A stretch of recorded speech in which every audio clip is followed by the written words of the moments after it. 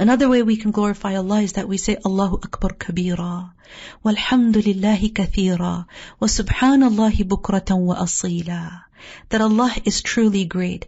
Praise be to Allah in abundance, and glory be to Allah in the morning and in the evening.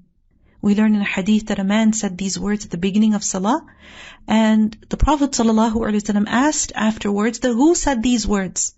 And the man said, I did. The Prophet ﷺ said that the gates of the heavens were opened for these words.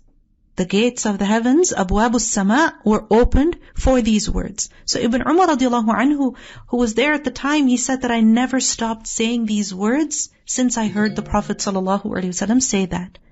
So this means that we should also say it.